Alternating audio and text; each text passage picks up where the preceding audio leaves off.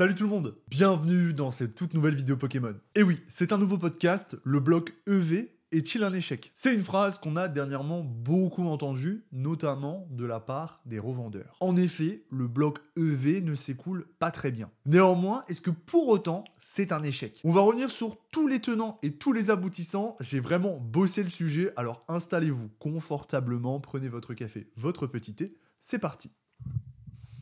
Avant de rentrer vraiment dans le vif du sujet, je suis pas dans mon setup podcast, je suis dans mon petit coin ordi, je suis bien actuellement ici, donc tout simplement, je fais les podcasts ici. Mais je retournerai dans le gros fauteuil bientôt, t'inquiète. Alors on va déjà revenir sur la notion d'échec. Si on devait établir que le bloc EV était peut-être, je dis bien, un échec, sur quoi on pourrait se baser? Bien, on se baserait tout simplement sur quelque chose de précédent et sur les blocs précédents, notamment épée et bouclier, et plus loin, vraiment, soleil et lune, ça nous donnera des infos. Donc si le bloc EV est un échec, le bloc écarlate et violet est un échec, c'est tout simplement parce qu'on pourrait le comparer épée et bouclier. Alors c'est vrai que le bloc EV il démarre timidement, notamment avec écarlate et violet, évolution de Paldea et flamme obsidienne, c'est pas encore foufou. Mais on va rentrer un petit peu plus dans les détails. Pour commencer, faut rappeler que le bloc épée et bouclier, il avait pas très bien démarré. On avait épée et bouclier de base, clash des rebelles, ténèbres embrasées qui avait un petit peu relevé la tête en 3e édition du bloc avec un Dracofeu, mais c'était pas fou. Il a véritablement commencé à prendre un petit peu plus d'ampleur quand on a eu cette première édition intermédiaire avec la voix du maître. Derrière, on a eu du voltage éclatant.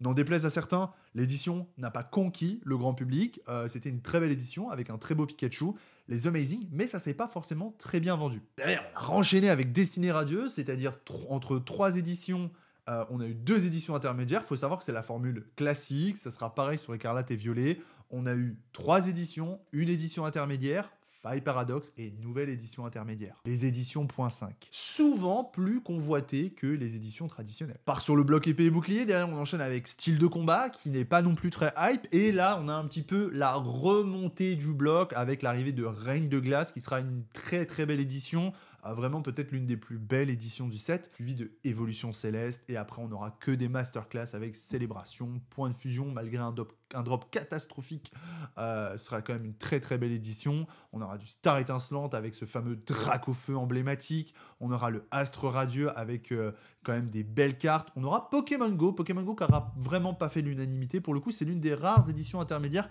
qui n'a pas connu un succès et un engouement comme on pouvait s'y attendre. Origine perdue avec le Giratina, Tempête argentée avec le Lugia V-Alt, Zénith suprême édition intermédiaire. Malgré les goûts, les couleurs, moi je suis pas très fan, mais il faut admettre qu'elle a l'opinion du grand public, le succès du grand public. Donc le bloc épée et bouclier, il avait commencé très doucement, il était très boudé et finalement il a connu un succès qu'on lui reconnaît en bien aujourd'hui, hein, avec des displays qui montent. Après coup, on se rend compte que les éditions sont particulièrement belles, à l'image de Reine de Glace, Évolution Céleste, Star étincelante. Certains trouveront que d'autres éditions sont plus belles dans le bloc, c'est fort probable, mais bref, finalement, c'est un bloc avec des éditions à ses côtés, voilà, qui a de la popularité. Alors, véritablement, expliquer qu'on soit sur un échec du bloc EV, eh bien, on va rentrer dans les détails. Déjà, tout d'abord, c'est le passage des bords jaunes aux bords gris. Et ça, on a freiné plus d'un.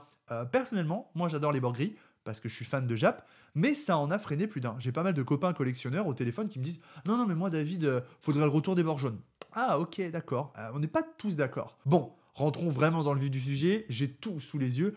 Le bloc EV, il débarque avec Écarlate et Violet. Alors pour moi, d'entrée de jeu, je me dis c'est une super belle édition. Si je la reprends dans les détails, on a plein d'AR qui sont magnifiques, une majorité avec des Pokémon non emblématiques sur les airs, mais ça reste des très belles illustrations. Et on a surtout pour moi 2 masterclass. On a Miraidon, Corédon qui sont juste sublimes, que j'ai dans ma collection en gradé en français, qui sont vraiment incroyables, vraiment. Mais il faut être honnête, qui aujourd'hui coûtent une 50aine d'euros. Et là, ça pose un problème. Alors, pourquoi ça pose un problème ? Tout simplement parce que le fait que ces cartes valent si peu cher, que ce soit les plus gros bangers de l'édition, il y a Gardevoir aussi, Mimosa, qui est une très belle carte, mais ça en fait une édition commercialement ratée. Parce que, effectivement, tu n'as aucune carte qui peut t'apporter une plus-value sur la display. Alors, du coup, ça dépend de la notion d'échec, en fait, tout simplement. Est-ce que pour vous, un échec, c'est une édition qui est moche, ou c'est une édition qui se vend pas ? Parce que oui, l'édition, elle se vend moins bien, elle est moins convoitée actuellement par le grand public, et il y aura d'autres explications que les bords gris, mais pour autant, l'édition est très belle. Elle a 2 très belles alternatives, et dans le bloc EB, on a eu quelques éditions, pas toutes, hein, il y en a eu des bien remplies, mais quelques éditions où tu avais une halte qui était belle. Je pense par exemple à l'édition de Star Étincelante. Star Étincelante, t'avais que le Drac. Oui, t'en avais 2-3 qui étaient belles. T'avais le Arceus qui était joli, mais on n'était pas du tout à la hauteur du Drac. T'avais vraiment que le Drac dans Star Étincelante. Et pourtant, Star Étincelante est une édition qui aujourd'hui cartonne. Alors t'avais la full art du Drac, etc. Mais globalement, il n'y avait pas forcément beaucoup plus. Mais aujourd'hui, c'est des éditions Star Étincelante qui sont ultra prisées. Est-ce que pour autant, dans 6 mois, 1 an, 2 ans, est-ce que cette édition ne sera pas ultra prisée finalement? Donc, c'est difficile à dire. En tout cas, visuellement parlant, cette édition, elle est réussie. Mais elle n'est pas ultra convoitée. Voilà, tout simplement. D'autres facteurs qui vont rentrer en compte, notamment avec les changements du bloc. C'est pas forcément dû au changement du bloc, mais on sait que ça va. Vous venez de finir Zénith Suprême dans le bloc épée et bouclier. Il y a beaucoup de cartes, beaucoup de grosses cartes, beaucoup de belles cartes. C'est pas donné. Et donc, là, bam, vous avez Écarlate et Violet qui débarquent avec les changements, etc. Et vous avez peut-être tout simplement pas le budget, pas l'envie à consacrer. Derrière, on enchaîne avec Évolution à Paldea. Finalement, Évolution à Paldea, c'est un peu l'équivalent de Clash des Rebelles. Ça va passer un peu à ouf. C'est-à-dire commercialement, on n'entend pas beaucoup parler. Pourquoi? Le premier truc qui va vous marquer dans une édition, dans Évolution à Paldea, c'est les alternatives. Ensuite, on regarde les full art, les AR, etc. Mais globalement, ce qui marque dans une édition, à la première vue, c'est les alternatives. Et là, cette édition, elle manque d'alternatives emblématiques. On aura bien le Miascarade, qui est magnifique, bien que, encore une fois, même constat, les alternatives sont très belles dans la colorimétrie, dans les illustrations. On ne retrouvera pas de Pokémon emblématiques qu'on a l'habitude et qu'on aime bien voir. Rayquaza, Noctali, des trucs un peu vraiment badass, tu vois, vraiment lourds, vraiment populaires du grand public. Pourquoi pas un beau Pikachu? Non, non, non. Là, on aura vraiment que des Pokémon un petit peu, je vais pas dire de seconde zone, parce que c'est vraiment pas ça, mais moins emblématiques. Ça reste des starters, etc. Il y a des très belles illustrations, comme le Yu Yu X, qui est juste incroyable, qui est juste sublime sur ce fond orange-rouge, qui est magnifique. Les AR, encore éternels et même débat, les AR sont très belles. On aura on aura du Raichu AR, du Marill AR, du Magikarp AR, qui vaudra quand même un certain tarif, le Magikarp AR, du Magirêve. Mais, encore une fois, globalement, il est très peu probable que vous achetiez une display et que vous vous y retrouviez. Nous, généralement, on se base toujours sur les alternatives. Le plus simple, c'est de se baser sur les alternatives. Et là, encore une fois, on n'a aucune alternative qui aura une valeur qui va vous permettre de vous y retrouver. Je crois que la plus chère, c'est Miascarade, et on doit aux alentours des 70 €. C'est pas énorme. Et pourtant, c'est plus cher que le Miraidon Corédon. Et encore, je pense que si tu fouines, tu peux peut-être trouver un peu moins cher. Donc, on aura encore des full art qui sont pas folles. Donc, c'est compliqué. En fait, c'est des éditions à demi-mesure. Elles sont à la fois graphiquement réussies, il y a des belles cartes, et il y a aussi beaucoup de déchets. Je trouve que les AR apportent beaucoup dans le bloc. Elles offrent vraiment une variété de cartes, mais pour autant, ça manque du gros banger. Et pareil, ça va encore une fois tellement vite, les gars, les éditions, que du coup, tout le monde sait très bien que derrière, il va y avoir Pokémon 151 qui va pas tarder à arriver. Entre deux, on a Flamme Obsidienne. Flamme Obsidienne, c'est donc l'équivalent de Ténèbres Embrasées. C'est la 3e édition du bloc. C'est de la même manière à la 3e édition qu'on voit un Dracofeu arriver dans le bloc. Et ce Dracofeu, encore une fois, malheureusement, et pour le coup, est un échec. On va directement le comparer au Dracofeu du précédent bloc, et à savoir le dernier, celui de Star Étincelante, qui est une masterclass, une véritable pépite, un banger en devenir dans les années qui vont suivre. Donc forcément, là, ce Dracofeu Terra Crystal, il fait pas l'unanimité. On peut le voir, hein, tout d'ailleurs, il est très vite descendu en côte, et aujourd'hui, aux alentours des 90, voire 100 €, vous trouvez ce Dracofeu Terra Crystal. Donc c'est vraiment un très mauvais calcul. Encore une fois. Donc vous imaginez, on est sur l'un des plus gros bangers, le Dracofeu. Donc certains, encore une fois, qui vont vouloir être contrariants diront « Oui, mais il n'y a pas que le Dracofeu, derrière tu trembles le Dracofeu et tu as des airs, des machins, des ceci. » Non.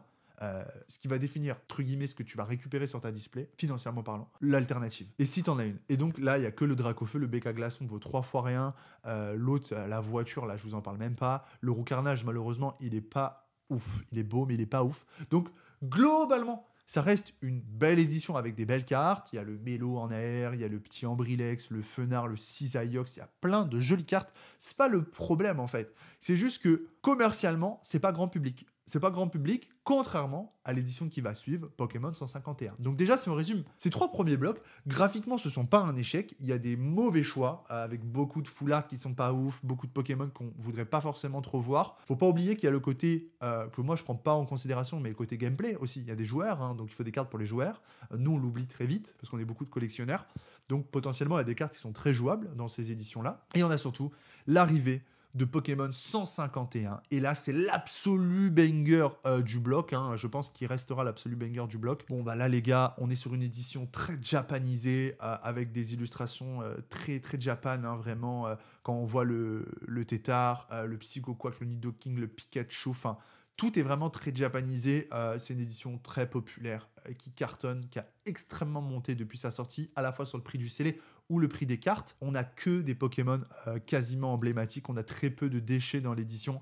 C'est l'une des éditions les plus condensées et intéressantes. C'est-à-dire que proportionnellement, c'est là où on a le moins de déchets sur l'édition. Vraiment, c'est une édition incroyable parce qu'elle est très grand public. Elle parle aux collectionneurs, elle parle aux nostalgiques. Donc, le Tortank, masterclass. Le Florizard, j'aime beaucoup, mais c'est peut-être pas une masterclass. Le Dracofeu, très cool. C'était différent. Et après, on a surtout, mes amis, toutes ces airs. Le Draco, la Monita, le Pikachu, le Nidoking. Enfin, tout est beau. Tout est beau. Cette édition, elle est vraiment incroyable. J'aime beaucoup. Même le Chenipan, je le trouve énorme. Donc, pour vous dire, donc très, très belle édition qui a fait l'unanimité. Et donc, encore une fois, malheureusement, on connaît un début de bloc sur EV qui est ultra timide, mais derrière, on a ce rebondissement sur Pokémon 151 et on reprend la même formule que sur le bloc épée et bouclier, à savoir 3 éditions plutôt claquées. Derrière, on enchaîne avec une édition intermédiaire. Derrière, on remet une belle édition, des voltages éclatants pour le coup. Et derrière, on renchaîne avec une édition intermédiaire. C'est-à-dire que là, si vous prenez les 3 dernières éditions du bloc, en gros, Destinée radieuse, voltage éclatant, voix du maître, vous avez 3 éditions intermédiaires. Donc c'est quand même insane. Et là, on reprend la même formule, étant donné qu'on aura Pokémon 151, Faille Paradox, et derrière Destinée de Paldea en édition intermédiaire. Donc Faille Paradox, c'était peut-être pour moi l'une des plus abouties en termes d'univers sur le bloc. Il y avait beaucoup d'illustrations qui étaient assez sombres, à savoir, là je vois le Ramp L, magnifique, le Groudon, le Magby, c'est Terra Cruel ou Tentacruel? Terra Cruel, là il y a Terra Cruel, beaucoup plus sombre, beaucoup plus, voilà, très complet, une très belle édition avec de très belles AR, Posipine et Gapi. Dans les alternatives, on aura quand même le Rugilune, qui est juste tout bonnement incroyable. Les autres alternatives sont très belles, mais elles feront pas l'unanimité. Altaria, pardon, autant pour moi, Altaria qui est incroyable. Mais par exemple, si tu prends Gros Mago X, les gars, voilà. Donc une belle édition. Les dresseurs sont beaux. Je parle pas beaucoup des dresseurs, parce que les dresseurs, c'est pas très français, pas très populaire en France, mais les dresseurs, il y a des super belles cartes. Les dresseurs ont des super belles cartes incroyables. Faille Paradox, c'est une très belle édition. Très belles AR, très belles alternatives. Là, encore une fois, je pense qu'on pourrait dire qu'on n'est pas sur un succès retentissant commercialement parlant. Ça ne vend pas énormément. Pourquoi ? Malgré que ce soit peut-être la plus belle édition du bloc dans les éditions classiques, je ne parle pas des éditions intermédiaires, tout simplement parce que ça va trop vite. On a Pokémon 151 qui vient de finir, et on enchaîne avec Destinée de Paldea, les gars. Enfin, est-ce que vous vous rendez compte ? En fait, ça va trop vite. Et du coup, il n'y a pas le temps. Les gens n'ont pas le budget, peuvent pas tout faire. Destinée à Paldea, moi je suis pas ultra fan parce qu'en fait il y a trop de cartes, trop de shiny, trop de machin, c'est très compliqué, le taux de drop est très compliqué. Néanmoins, pour moi, l'une des plus belles cartes de cette édition actuellement, l'un des plus beaux dessins, on a Gardevoir X Shiny qui est juste incroyable. Je trouve ce Gardevoir, les gars, magnifique. Pour avoir eu la carte entre les mains, elle est vraiment sublime. Je vous invite vraiment à l'avoir dans votre collection si vous pouvez vous le permettre. Donc c'est une édition qui est réussie, qui va parler à beaucoup de monde, avec un taux de drop très compliqué. Si on compare le premier Dracofeu Terra Crystal au Dracofeu Terra Crystal Shiny, je pense que globalement beaucoup de monde seront d'accord pour dire que le Terra Crystal Shiny est quand même un peu plus réussi.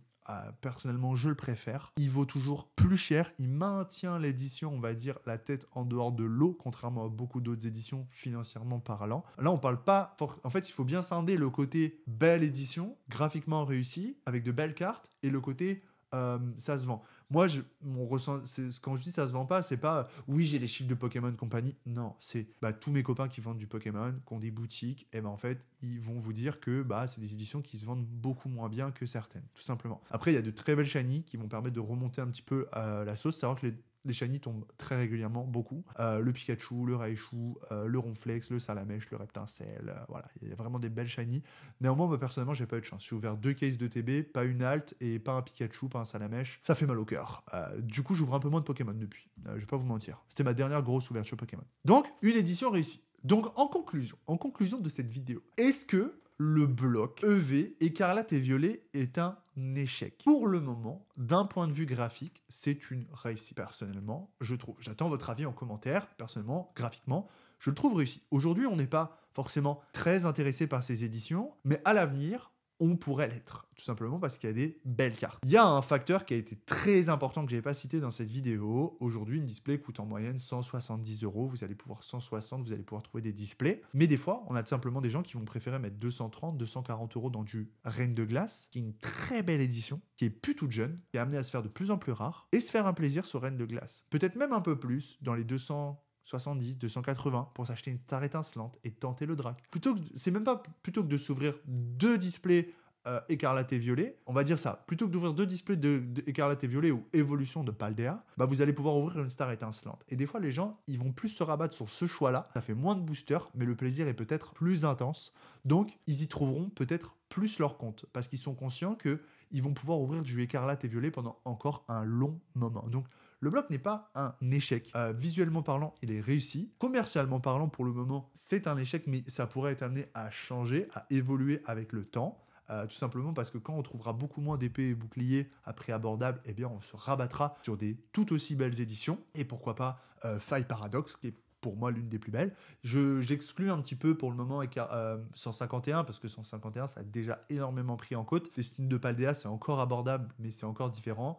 Du coup, voilà pour ma conclusion. Réussite graphique, oui. Commercialement parlant, pour le moment, c'est un échec. Je pense que ça changera sûrement à l'avenir. Pokémon tourne très bien, il n'y a pas de doute. On a quand même de très belles éditions, hein, 151, Paldea, Faille Paradox. Moi, je trouve ça super cool. Donc, j'attends votre retour. À voir dans l'avenir, mais ma conclusion, c'est que ce bloc EV n'est pas un échec. Merci à tous. J'espère que vous avez passé une bonne vidéo, un bon moment. Je vous dis à très bientôt. C'était David K pour la communauté, pour les collectionneurs et pour les passionnés.